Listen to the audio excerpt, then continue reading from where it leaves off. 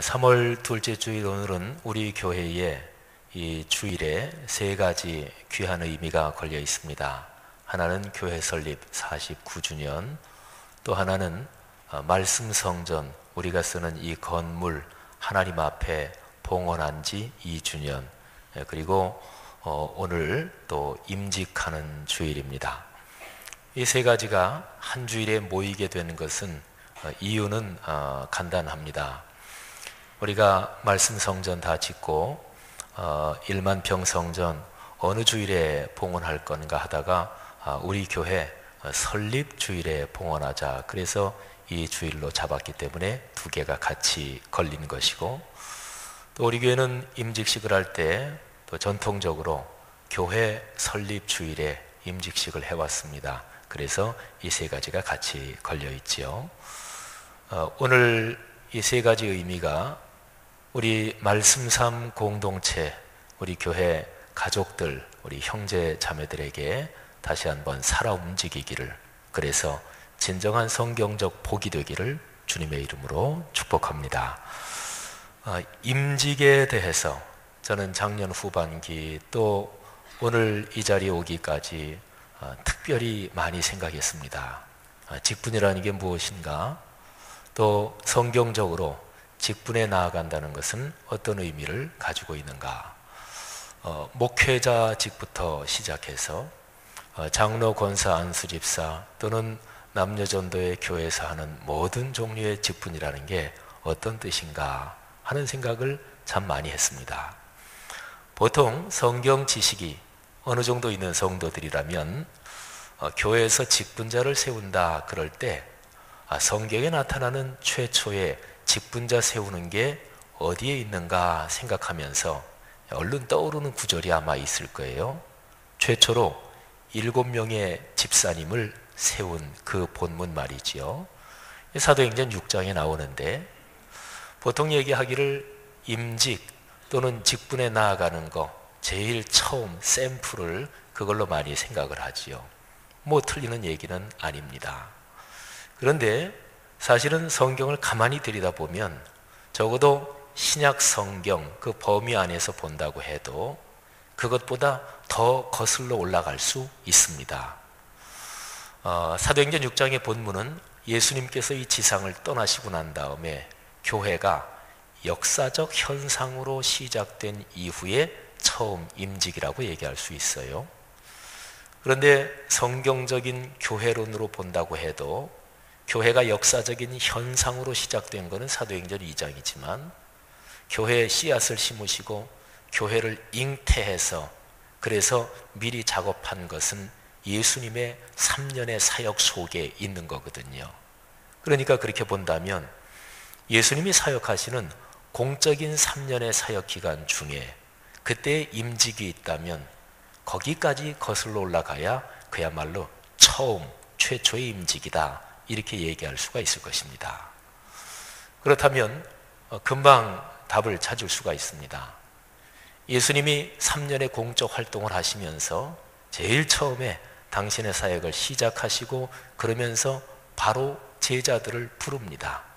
그게 말하자면 제일 처음 직분자를 세우는 것이고 그리고 임직이라고 할 수 있겠지요. 예수님이 제자들을 부르시는 장면이 마태복음, 마가복음, 누가복음, 요한복음, 사복음서에 다 기록이 되어 있어요. 그런데 우리 그리스도인들에게 또 익숙하게 떠오르는 그 표현을 얘기한다면 이런 거지요. 나를 따라오라, 내가 너희를 사람을 낚는 어부가 되게 하리라. 사람을 낚는 어부가 되게 하리라. 이게 아마 그리스도인들에게 가장 익숙할 것입니다. 그래서 그리스도인이 가장 그 어구까지, 문구까지 익숙한 마태복음 4장 그 본문을 오늘 우리가 같이 묵상합니다. 여러분, 가장 처음 임직, 예수님이 베드로와 그 동생 안드레 부르시고 또 야고보, 요한 두 형제를 부르시고 이게 거의 최초의 제자들인데, 그때 예수님이 그들을 하나님 나라 일을 맡기면서, 그러니까 말하자면 직분으로 부르시고 그리고 직분에 세우신 그 처음 임직은 어떠했을까요? 저는 종종 우리 한국교회에서 있는 여러 가지 행사 또는 이런저런 직분자를 세우는 그 임직식을 보면서 저 정도면 저거는 지나친데 이런 생각을 많이 합니다. 교회에서 모이는 모든 모임은 삼위일체 하나님이 중심이시고 영광이라는 게 뭐가 있다면 그분만이 영광을 받으셔야 돼요. 그건 당연한 거죠. 근데 사람들이 모이는 모임에는 의전이 있고 예의 범절이라는 게 있습니다. 그러나 제 아무리 그래도 하나님의 영광이 이렇게 가려지도록 그렇게 되면 그거는 이미 지나친 거지요. 모든 예배를 드릴 때마다 어떤 한 개인 또는 어떤 사람들, 그 사람에게 있는 좋은 일을 축하하기 위해서 그거를 예배로 구성해서 드릴 때는 뭐 명칭 붙일 거 다 붙이고 맨 마지막에 감사 예배 이렇게 꼭 붙여요. 그건 뭐냐면 누가 뭐를 어떤 축하할 일이 있든 학위를 받았든 뭐 어떤 자리에 취임하게 됐든 쭉 하고서 무슨 감사 예배. 그게 이제 형식적으로 그거를 붙이는 순간 그 모든 기쁨 영광을 하나님께 돌린다 그거지요. 형식 논리는 맞아요. 그런데 그렇게 붙였는데 실제적으로 모임 가보면 하나님의 영광은 어디 간지 없어지고 사람이 중심이 된 그런 행사 모임을 많이 볼 수 있습니다. 그래서 저는 임직하는 사람들 목사 안수식을 비롯해서 축하한다. 저는 그 말이 별로 좋질 않아요. 세상에서 어떤 직책에 취임하거나 그러면 축하한다 그러잖아요. 근데 축하한다 그럴 적에 남보다 먼저 죽을 수 있게 됐다. 남보다 더 헌신할 수 있게 됐다. 남보다 더 이름 안 내고 숨어서 일할 수 있게 됐다. 그렇게 해서 그것 때문에 축하한다. 그러면 맞아요. 그런데 사실은 별로 그렇지 않은 게 오늘날의 현실이죠. 자, 그렇다면 우리는 오늘 성경 본문을 깊이 있게 들여다봐야 될 충분한 이유를 가진 사람들이고 그런 이유를 가진 교회들이 바로 오늘날 교회들 그리고 오늘날의 그리스도인이라고 얘기할 수 있습니다. 자, 오늘 이 처음 본문에서 네 가지 중요한 점을 살펴볼 수 있는데 먼저 첫 번째로 예수님은 당신의 사역을 제일 처음 시작하면서 이런 메시지를 전파하셨습니다. 천국이 가까이 왔다. 천국, 하늘나라. 근데 사복음서에 좀 더 공통적인 다른 표현으로 쓰면 하나님 나라지요. 하나님 나라가 가까이 왔다. 그런데 그 나라는 회개로 준비하는 나라고 회개함으로써 들어갈 수 있는 나라다. 이런 거지요. 이게 예수님의 3년 공적 사역의 제1성이고 예수님 사역의 중심이고 그리고 나중에 모든 전도자들은 언제나 이 얘기를 했어요. 하나님 나라에 대해서 얘기를 했습니다. 그러니까 예수님은 우리 사람이 살고 있는 이 세상의 나라 외에 또 하나의 나라를 말씀하신 거예요. 그게 하나님 나라지요. 여러분, 그리스도인들은 그런 면에서 이중 국적자들이라고 얘기를 할 수가 있습니다. 그리스도인은 이 땅에 삽니다. 우리는 대한민국 국민입니다. 그러나 동시에 그리스도인은 하나님 나라의 천국 시민들입니다. 이 사실이 우리에게 감격이 되기를 축복합니다. 얼마 전에 우리 대통령이 되신 이 박근혜 정부에서 다른 나라 국적을 가진 사람을 장관으로 임명하려고 그러다가 진행이 이제 안 됐습니다만은 그 장관으로 임명되는 이제 그분이 장관으로 임명되면서 그 전에 가진 국적을 포기하고 기득권을 포기해야 되는 그런 것도 걸렸을 테고 여러 가지 주변 상황이 얽혔겠습니다만은 근데 그리스도인은 이 땅에 살면서 우리 그리스도인이 두 가지 국적을 동시에 가진 사람들인데 근데 거기에서 핵심적으로 더 중요한 것은 하나님 나라를 위해서 섬기는 것입니다. 예수님이 이 메시지가 17절에 명확하게 나오고 그리고 바로 이어서 18절부터 보면 베드로, 안드레, 야고보, 요한을 부르시는 그 장면이 나오는 거죠. 그러니까 왜 부르시나요? 예수님의 이 사역을 섬기기 위해서 부르시는 거예요. 모든 직분, 기독교적인 모든 활동은 이 초점을 잃어버리면 안 됩니다.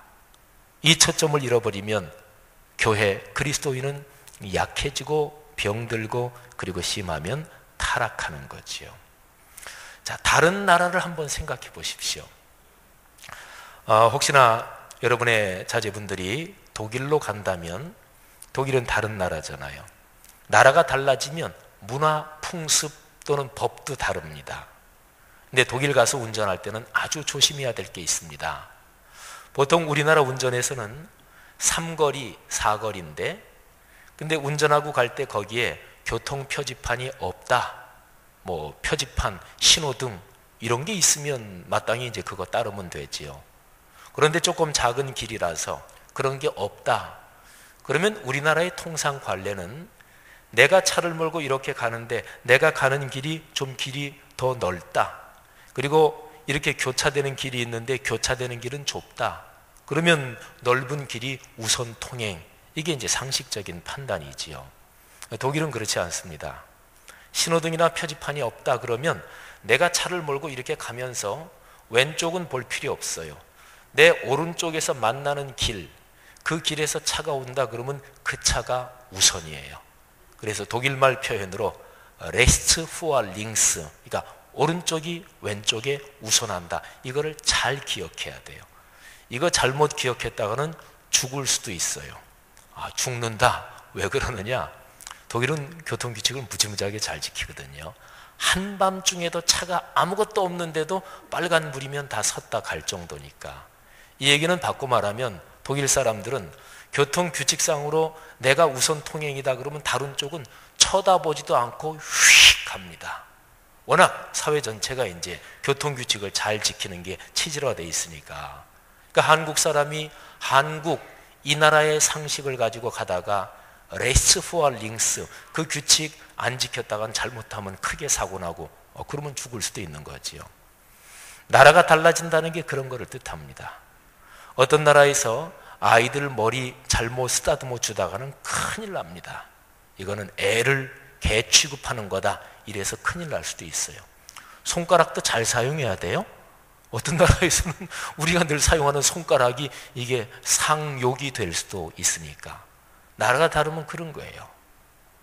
기독교적인 모든 직분은 하나님 나라, 그 일을 위해서 부름받은 거예요. 하나님 나라하고 세상 나라, 우리가 사는 사회하고 같을까요? 아니에요. 다릅니다. 그러니까 그리스도인은 세상과는 다른 존재예요. 하나님 나라는 어떤 점이 다를까요? 여러분, 여러 가지로 얘기할 수 있는데 오늘 우리가 묵상하는 본문이 마태복음 4장이거든요.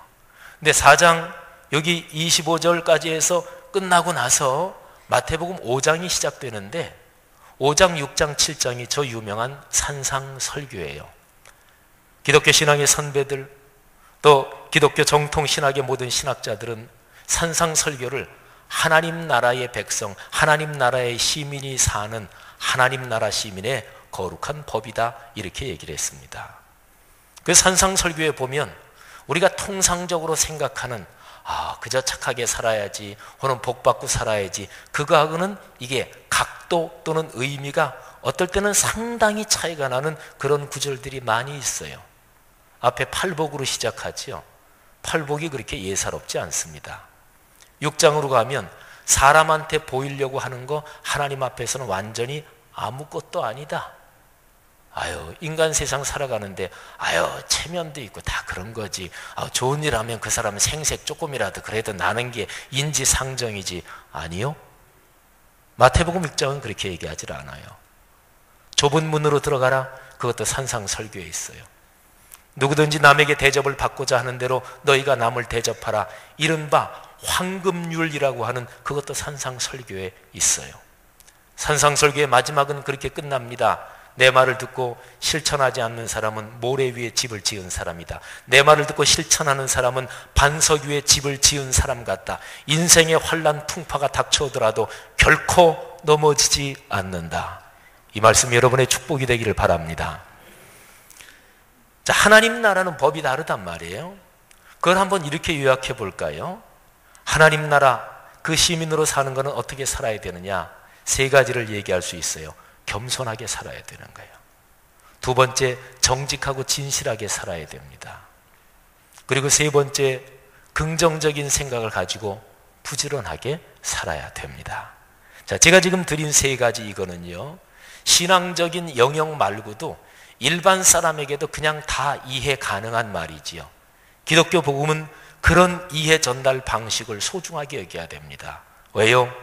교회와 그리스도인은 우리가 예수 믿었고 우리끼리 하나님의 복을 누리는 그런 집단이 아니고 늘 우리가 누리는 행복을 다른 분들에게도 알게 해야 된다. 말하자면 전도 선교적인 근본 구조 속에서 살아가는 게 교회요 그리스도인이기 때문에 그래요. 그러니까 하나님 나라, 그 나라는 겸손하고 온유해야 돼요. 정직하고 진실하게 사는 거예요. 그리고 긍정적으로 부지런하게 사는 것입니다. 자, 오늘 여기 본문 말씀, 이게 첫 번째예요. 모든 직분, 모든 임직은 하나님 나라의 봉사를 위해서 세워진 것이라는 거지요. 자, 두 번째입니다. 모든 임직은 임직 그 직분에 나아가면서 그게 완성이 아니고 시작입니다. 오늘 여기 18절 말씀부터 보면 예수님이 시몬과 안드레 부를 때, 야고보 요한 부를 때 똑같은 말씀을 하십니다. 나를 따라오라. 내가 너희를 사람을 낚는 어부가 되게 하리라. 여기에서 중요한 표현이 있습니다. 따라오라. 그리고 되게 하리라. 잘 보십시오. 따라오라. 예수님의 제자로 살아가기 시작하는 거지요. 근데 그게 완성이 아니에요. 따라오라. 그리고 그 다음에 과정을 거쳐서 되게 한다. 제가 목사 안수를 받을 때 목사 안수를 받는 순간 제가 완성된 목사가 되는 게 아니었습니다. 그때부터 적어도 목사라는 칭호를 가지고 일을 할 수 있는 그 기본 요건은 됐다 그런 거지요. 그때부터 평생 은퇴할 때까지 더 훌륭한 목사, 더 겸손한 목사, 더 성경에서 말하는 목사다운 목사로 계속해서 되어가는 거지요. 모든 직분은 다 마찬가지입니다. 사랑하신 여러분, 그러므로 장로, 권사, 안수집사 또는 목회자 또는 남녀전도회 또는 성가대 모든 교회학교 교사, 기독교 안에 모든 직분자들은 그 직분에 나갈 때, 임직을 할 때 그 직분을 잘 섬긴 앞서 걸어간 선배 직분자들을 잘 본받아야 합니다. 모든 선배 직분자들이 다 본받을 만한 건 아니에요. 인간 사회는 언제나 그렇지요. 그러니까 지혜를 가지고 어떤 분이 존경받는 그 직분자인가, 그분의 삶을 내 샘플로 삼아서, 내 역할 모델로 삼아서 내가 걸어갈 사람이 누군가, 그거를 잘 봐야 돼요. 그런 사람, 그거는 성도일 수도 있고 목회자일 수도 있고, 사람은 인간관계 속에서 살아가기 때문에 내가 역할 모델로 삼을 사람이 필요합니다. 그런데 더 중요한 게 있습니다. 현실적으로 그렇지만 근본적으로는 그 역할 모델의 원형은 사람이 아닙니다. 예수 그리스도이십니다. 마태복음 4장 19절에 예수님께서 하신 말씀, 나를 따라와라, 내가 되게 한다.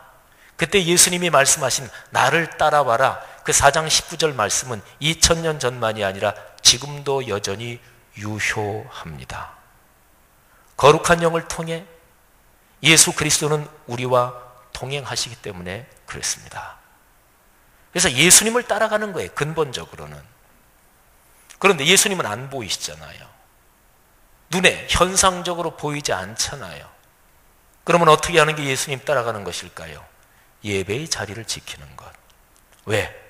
예배의 중심은 삼위일체 하나님 만나는 게 예배예요. 날 구원하신 예수 그리스도 다시 한번 만나는 게 예배예요. 예배의 자리에서 예수 그리스도에 대해서 기록한 본문, 성경 본문에 근거한 선포되는 말씀에 집중하는 것입니다. 이게 바로 예수 그리스도 따라가는 핵심이에요. 예배 안 드리고 예수 그리스도 따라갈 수 있을까요? 교회에서 제 아무리 열심히 일하고 많이 봉사하고 해도 예배를 소중하게 여기지 않는 사람은, 그 사람은 시한폭탄입니다. 행사하고 봉사하고 이런저런 일하다가 내 마음에 맞지 않으면 언제든지 터질 가능성이 있는 사람이에요. 하나님의 거룩한 말씀에 집중하지 않는 사람도 역시 마찬가지입니다. 예배의 자리를 지키는 거예요. 그리고 예배의 자리에서 선포되는 하나님의 말씀에 귀를 기울이는 거예요. 계제 말씀드립니다. 모든 직분자들은 예배의 자리를 지키는 게 기본입니다. 주일 성수 예배, 주일 공예배를 비롯해서 수요 예배, 구역 예배, 새벽 예배의 자리를 지키셔야 됩니다. 새벽 예배의 자리는 내가 집에서 일어나서 말씀 묵상 그렇게 해도 되지요. 적어도 직분자라면 임직을 하는 사람이면 연중에 있는 전반기, 후반기의 부흥회와 연중의 3번의 꿈새의 자리를 지켜야 됩니다. 이게 바로 직분자가 예수 그리스도를 따라갈 수 있는 기본 신앙의 훈련 구조입니다. 사랑하신 여러분, 거룩한 말씀을 암송하는 것은 이런 면에서 아주 중요하고 영적 그리고 현실적인 유익이 무지무지하게 많은 일입니다. 그러니까 말씀을 언제 어디서나 묵상할 수 있게 되잖아요. 암송하면.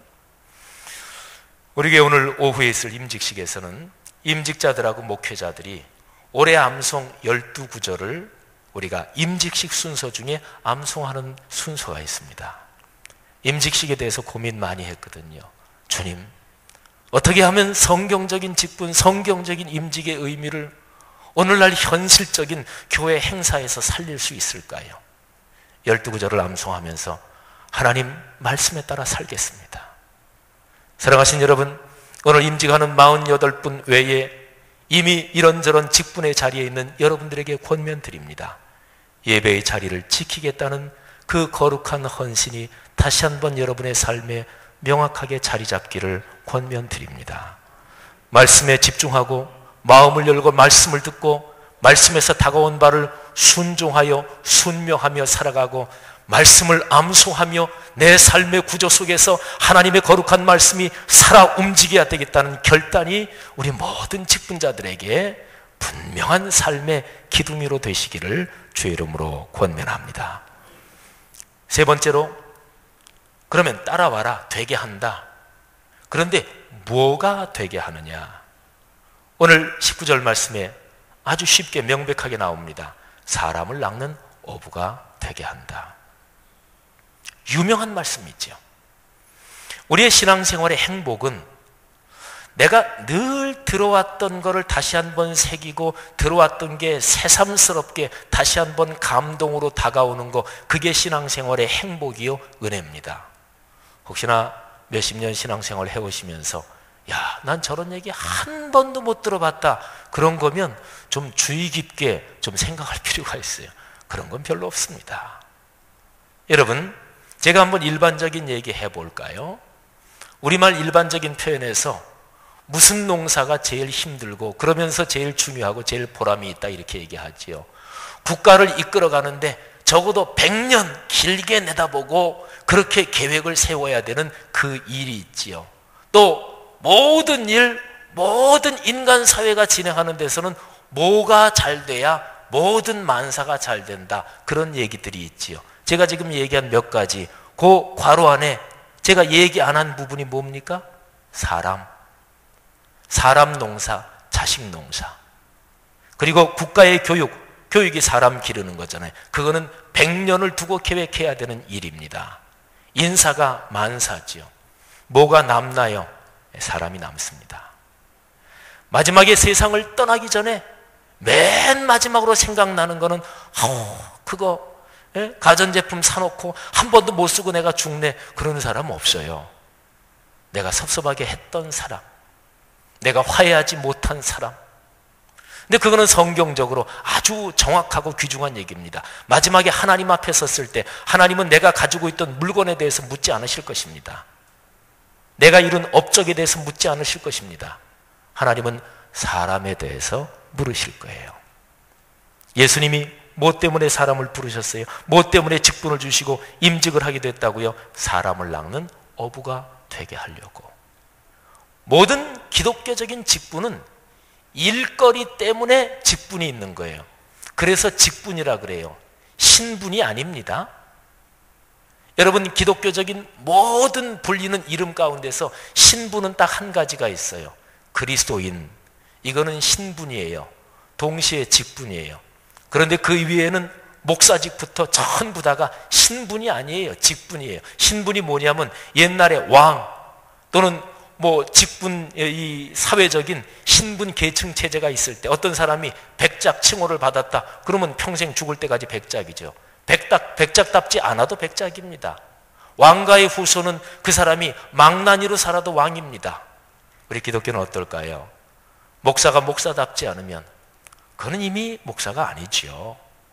장로가 장로답지 않으면, 집사님이 집사님답지 않으면 그건 아니지요. 그러니까 신분이 아니란 말이에요. 직분할 때 직자는 맡은 일거리가 있다는 얘기예요.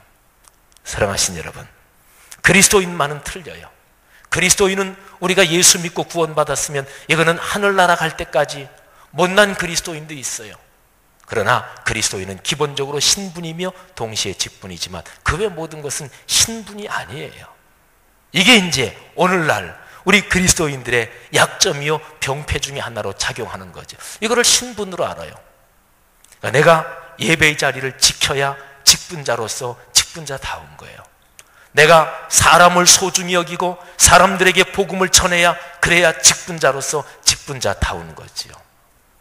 오늘 우리 교회 임직식에서는 임직하는 48분이 한 분당 5명씩 내가 올해 이분들을 꼭 주님을 전하고 이분들이 주님의 자녀가 되게 하겠습니다. 240명의 전도 대상자들, 예수님을 꼭 알고 그분이 행복해졌으면 좋겠다. 그분들을 하나님 앞에 봉헌하고 서약을 합니다. 오늘 그 일이 있고 나서 한 서너 주 정도 시간을 가지고 4월 초순쯤에는 전 교회 성도들이 한 사람당 3분씩 하나님, 이분들이 예수님 알아야겠는데요. 제가 주님 믿고 행복하고 주님 믿고 감사하게 사는 거 이분들도 알았으면 좋겠어요. 그런 사람들을 정할 것입니다. 그래야 우리가 마땅히 주님 앞에서 사람을 낚는 어부로서 그 역할을 제대로 감당할 수 있는 거지요. 마지막으로 하나 더 있습니다. 오늘 여기 성경 말씀에 보면 예수님이 이 제자들을 부를 때 이 두 형제마다 공통적으로 이렇게 반응합니다. 20절, 그들이 곧 그물을 버려두고 예수를 따르니라. 곧 버려두고 따르니라. 그 다음에 22절, 야고보와 요한도 마찬가지, 그들이 곧 배와 아버지를 버려두고 예수를 따르니라. 곧 버려두고 따르니라. 여러분, 직분의 자리에 나가고 임직을 하게 되면 버려야 될 것이 있습니다. 자, 그거를 아까 말씀드린 거하고 연관시켜서 말씀드릴까요? 하나님의 나라 시민으로 사는 데는 3가지가 필요하다 그랬지요. 겸손과 그리고 진실과 그리고 부지런함. 이거를 거꾸로 뒤집으면 버려야 될 것들이 돼요. 교만을 버려야 됩니다. 기만을 버려야 됩니다. 태만을 버려야 됩니다. 사랑하신 여러분, 이것 버리지 않고 절대로 직분자답게 살 수 없습니다. 그리스도인답게 살 수 없습니다. 이 3가지는 바르트라는 신학자가 20세기 신학의 거성이라고 이해하는 그분도 이런 얘기를 했고, 우리 기독교 신앙의 모든 선배들이 공통적으로 얘기한 게 바로 이 3가지입니다. 사랑하신 여러분, 오늘 우리는 우리 교회 창립 49주년, 또 이 말씀 성전 봉헌 2주년, 그리고 임직주의를 맞이해서 다시 한번 주님 앞에 우리 자신을 내어놓고 돌아보는 시간이 되어야 할 것입니다. 자, 오늘 임직이지만, 그런데 우리가 받은 직분 중에서 가장 커다란 직분, 가장 근본적인 직분, 아까도 말씀드렸지만 그게 그리스도인의 직분이거든요. 이거는 신분이기도 하니까 얼마나 영광스러운지 몰라요. 그러니까 오늘 이 말씀은 48분 임직하는 분들 뿐만이 아니고, 또 임직하면서 이미 그 직분을 먼저 그 직분의 자리에 나아가서 섬기고 있는 분들이 다시 한번 자기의 직분의 자세를 돌아봐야 될 텐데, 그분들만이 아니고 우리 모든 그리스도인들 성도 전체에게 해당되는 말씀이 되는 거죠.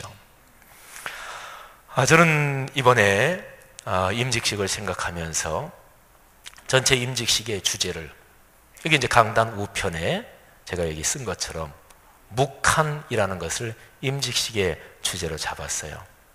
말없을 묵자, 한자는 땀 한자예요. 말없는 땀. 제가 묵한이라는 그런 주제로 제가 지난 2월 중순경에 글을 하나 썼습니다. 그 글을 제가 쓴 게 주보 1면에 나와 있는데, 그 글을 왜 쓰게 됐는지 그 배경은 오른쪽에 쭉 적어놨으니까 그건 여러분이 한번 읽어보시고 제가 쓴 글만 한번 읽어보겠습니다. 묵한 말없는 땀. 누구나 조각, 한 조각일 뿐이다. 제 아무리 뛰어나도 창조 세계에서 제 한 자리 지키어 산다. 교만하지 말 까닭이다. 다 참견하지 마라. 묵묵히 땀 흘려 제 일 해라. 모두 누구나 전체 사람마다 우주다. 한 존재가 하나님 나라다. 겉보기에 하찮아도 무엇이나 그 하나가 옹근 세계다. 어떠해도 기죽거나 마음 졸이지 말 일이다. 머리 들고 하늘 봐라. 어깨와 가슴을 펴라. 그대는 위대한 삶이다. 내면의 용기로 묵묵히 가라. 묵하는 영원히 하늘의 책에 기록되는 법이다.